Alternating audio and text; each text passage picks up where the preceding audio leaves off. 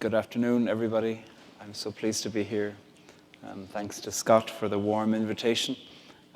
It is my first time in Memphis, and so I'm very glad to be here. And this is St. Patrick's Day, or tomorrow is St. Patrick's Day. So it's already St. Patrick's Day in Australia, I think. So we can say that somewhere it is. And it's also a time of war, of course. I know that you've been checking the headlines and keeping an eye on what's been there. I'm sure some of you know some people there and have concerns.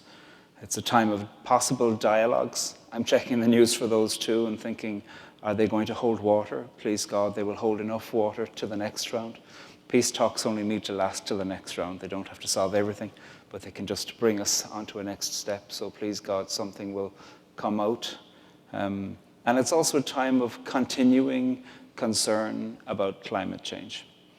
And so with all of these, how do we hold ourselves together? And words have work to do. Words can hold us together in order to move us into the question of action and to the possibility of collaboration and how we work well together with each other for the possibility of action. And I want to speak today about vocation. I don't mean vocation to joining a convent or a monastery. You are safe. Your spouse is safe. There is no surreptitious recruitment happening. Vocation comes from vocare in Latin, meaning voice. Vocal is the same root of that. So to know your vocation is to know your voice, which is more than just being able to say a word. It's knowing what you want to say. It's knowing what words are saying in you and what saving words are saying in you. So we're going to think about that today with the help of some old Irish poetry, St. Patrick, a bit of etymology, a little reflection on the gospel that Scott just read. And all of this is hoping to find a voice that might lead us to something called reconciliation.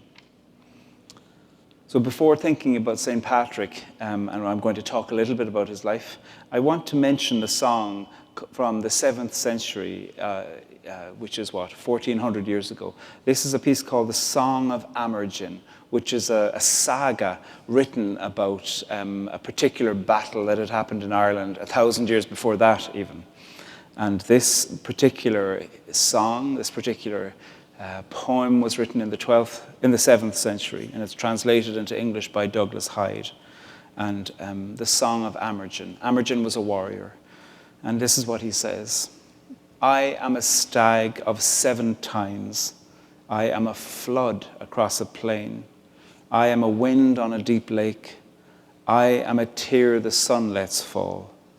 I am a hawk above the cliff. I am a thorn beneath the nail. I am a wonder among flowers. I am a wizard, but who but I sets the cool head aflame with smoke? And there's more. I am the wind which breathes upon the sea. I am the wave of the ocean, the murmur of the billows, the ox of the 7 combats, the vulture upon the rocks, the beam of the sun, the fairest of plants, the wild boar in valor. I am a salmon in the water, a lake in the plain. I am a word of science. I am the point of the lance of the battle. I am the God who created in the head the fire. Who is it who throws light into the meeting on the mountain? Who announces the ages of the moon? Who teaches the place where couches the sun? It's the most extraordinary declaration. Who's speaking? Does he think he has created the world? What voice is this? And what an interesting observation to hear from somebody who's been credited as some kind of warrior from about 3,000 years ago. This is the voice is set about 3,000 years ago. The poem itself is 1,400 years old. And one of the interesting things that I think is worthwhile noticing in this poem is the observation of the world in it. The stag, the salmon, the lake, the water, the point of the spear, the fire. And to look around is to see the basic spirituality of the place. There is no such thing as a disembodied spirituality. Spirituality is always for the purpose of life. And any imagination that sees spirituality as separate from food, separate from water, separate from touch, separate from these needs that we know are part of us, is a spirituality that will fail. There's nothing metaphysical about the stance of this speaker in this poem. It's entirely based on what will kill you and what might keep you alive. And that, I think, is something to remember in all authentic spirituality. Reconciliation is on the nature of the quality of survival. Reconciliation and peace is about saying, let's keep each other alive, and hopefully not just barely surviving. St. Patrick lived in the 5th century, the 400s. He might have died in 460 or 491. It's hard to know. Historians place it at different times. He was not Irish. He was kidnapped. I'll go into his story in a little while. He was brought to Ireland. But he wrote a thing called The Confession. It's about 6 pages long. You can find it. I'll tell you where you can find it. It's beautiful to read. And in it, he has a prayer. And this is an authentic prayer from this person called Patrick. We don't know a huge amount about him. The snake stuff is made up. But what we do know is about kidnapping as well as this particular prayer. It's called the lorica. It means the breastplate. And for him, a prayer was something to put over your chest to keep your heart safe. Beautiful. And so you might know some of this. I arise today through the strength of heaven, light of sun, radiance of moon, splendor of fire, speed of lightning, swiftness of wind, depth of the sea, stability of earth, firmness of rock. How beautiful those words. What I want to say is, look once again at the observation of the world. Sun, moon, fire, lightning, wind, sea, earth, rock. Amazing presence in the place where you are. This is a poetry and prayer that pays attention to the world and that honors the world and knows that the world isn't necessarily always pretty. Fire and lightning and wind can be deadly, of course, you know this. And so you see somehow this strange this strange overlap between the Song of Amerigen and the breastplate of St. Patrick in terms of the observation of the natural world. And then Patrick goes on to call on power to help him. I bind to myself today the power of God to guide me, the might of God to uphold me, the wisdom of God to teach me, the eye of God to watch me, the ear of God to hear me, the word of God to give me speech, the hand of God to protect me, the way of God to prevent me.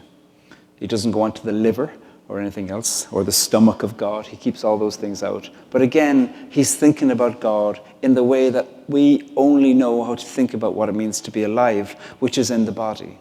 So often we try to imagine ourselves into the abstract imagination of an unbodied God. And this will fail us because we are here in time in body. And therefore, I think that is the only way to try to imagine the event of God. And then he calls on protection. Christ, protect me today against poison, against burning, against drowning, against wound. Amazing. He was so present to threat. And I'm going to read this next part in Irish because I think you'll know it in English. It's a very well-known piece in a hymn, Christ be with me, Christ before me. But listen to it in Irish. Christ lom, Christ rom, Christ am a yeg, Christ stigonum, Christ fum, Christ os machion, Christ me love yesh, Christ me love chle, Christ me leadum, Christ me chasovdom, Christ grig ach dinne atá clean the vorum, Christ mail ach dinne a laurinorum, Christ ngach soul a ekanorum, Christ ngach close a eshtenlum. Christ be with me, Christ before me, Christ behind me, Christ within me, Christ beneath me, Christ above me, Christ at my right, Christ at my left. There's a part here that isn't translated in other parts. Christ in the fort, in the chariot seat, in the mighty stern. Christ in the heart of everyone who thinks of me. Christ in the mouth of everyone who speaks to me. Christ in the eye of everyone that sees me and in the ear of everyone that hears me. Again, paying attention to the concrete reality about what it means to be in a body. Speaking about vocation and voice, and that too is in the body. It comes from the body. It's not abstract. We are not a people who have a soul and a body. Somehow we are both, and both are held together. In Patrick's confession, if you go to confessio.ie, you can read the whole thing in Latin if you choose, but also in English. It's in Irish there too, and French, and German, and Portuguese, and Spanish. And I think somebody's translated it recently into Turkish. So if any of those languages appeal to you, you can read. It's only 6 pages, his confession. But this is how he starts off. My name is Patrick. I am a sinner, a simple country person, and the least of all believers. I was looked down upon by many. My father was Calpurnius. He was a deacon. His father was Pocius, a priest who lived at Banavem Taburnier. So it's somewhere in the north of England, probably. Northumberland, if any of you know that part of the north of England. But that town, Bavanium Taburnier, is not known. It's not in any of the other records. And so really his document is a historical document about a place. But listen to, I am a sinner, a simple country person, the least of all believers, looked down upon by many. Over and over again, you see Patrick as somebody who is profoundly aware of how he hasn't done very well at education. He keeps on feeling like that he has failed. He's possessed by extraordinary self-consciousness. In the hotel this morning, I was talking to a person, I was having some tea, and she was saying, I've got dyslexia. I wonder if he did. I wonder if that was something for him. The whole way throughout the 6 pages of his confession, you hear in him a sense to say, I'm not very good at this. I'm not great at words. I keep on failing. And that, I think, is a really important thing to know about him. He was kidnapped at about the age of 16 and brought to Ireland. And he was put tending sheep in a field. And he said there his devotion began to grow. He wasn't particularly holy at the age of 16, which of us are. And he, well, maybe you were. So I wasn't, even though I share his name. He says that he began to pray while he was in captivity. Who wouldn't? He was trafficked. He says up to 100 prayers a day. How beautiful. The specificity of that always strikes me in his poetry. Up to 100 prayers. And he began to depend on this only thing he could depend on. He had to learn a new language in order to be able to negotiate any kind of concessions to where he was living. 6 years, 6 long years, my God. And he was always a dreamer. And he continued to have these dreams. And in one of his dreams, he dreamt a way where he might be able to escape. And he thought, I'm going to see if it works. And it did. He dreamt of going to a particular place, finding a boat, and getting on that boat and making his way back to safety. Unfortunately, that boat crashed and landed somewhere, possibly France, and he was stranded there with some others. This is all in his confession. It's quite extraordinary. And then eventually he made his way back to England, back to his parents. They were relieved, of course. They assumed he was dead. And what's strange is that his dream continued. This voice in him, remember vocation? He kept on paying attention to this voice. And I'll read. This is what would happen in the dream. Somebody would come with a letter, and in the letter was the voice of the Irish people. They called out, we beg you, holy boy, to come and walk again among us. Holy boy. His dreams called him something that he didn't call himself. I am the least among believers, he calls himself. But his dream, this deeper voice, calls himself something that he had to live into. It's quite an extraordinary thing. He does train probably somewhere in mainland Europe. His theology is very Latin in a certain sense. Very creedal in a particularly Latin way. And then he goes back to Ireland. And he spends the rest of his life there, dying either in 461 or 491. It's confusing to know which one. And he had his trolls. He had his opposition. At one point, he'd confessed to somebody. And 30 years later, the story about what he'd confessed in confession was still being raised in tabloid against him. We think that Twitter is where cancelling happens. Twitter and cancelling is just the latest version of some of the worst things that the human condition can do to us. Twitter's great too, at other times, but it's just a way to give voice to something in us that will fail us at times. And these ways within which he was being undone, and the self-consciousness that he carried with him continued to be with him right the way throughout his life. The text that Scott read today is of the calling of the followers of Jesus, a noble calling. After this, the Lord appointed 70 others and sent them on ahead. But pay attention to what happens in that text, which is to say to go into homes, to share food, to be with people at their tables, to be conscious of what concerns them, to tend where you can tend. It is saying pay attention to the physical reality of people. over and over again, what holds us together is the body. And not just your body, not just the body of people you love, but the body of everybody. And that is a way within which vocation, within which call is never a solitary hero's journey. This isn't about Frodo venturing into Mordor alone, because even he doesn't do that. He has Sam. All of these characters are there because of some kind of support. There's a sense of abundance in the way that Jesus sends these characters out in pairs. He sends them out in community, and he even says it won't always work out. Find a way not to let that stick to you. What amazing advice to give. Wouldn't we all hope that we could have heard and received and taken that advice at different times of our life when some kind of criticism stuck to you? That phrase, the harvest is plentiful, but the laborers are few. In Irish, the word for laborers used is mehel. And mehel is a beautiful word, and you get the same kind of word in languages all across Europe and in North America too. It's not just about laboring, maybe co-laboring or community laboring is the way. Mehel is the word in Irish for what happens when, amongst a community of farmers, one farming family is in grief. And everybody pitches in and harvests their land for them and supports them. And the person's never allowed payback. All the person has to do is to hold a meal of thanks where they share some bread. And what's extraordinary is that one of the things that's happening there is that you're not saying, well, we pity you. You're actually saying, you are our host. There is a way within which both dignity and provision are provided. And the person becomes the host of a party. And then people will be like, thank you for the party. Thank you for saving our family during the harvest.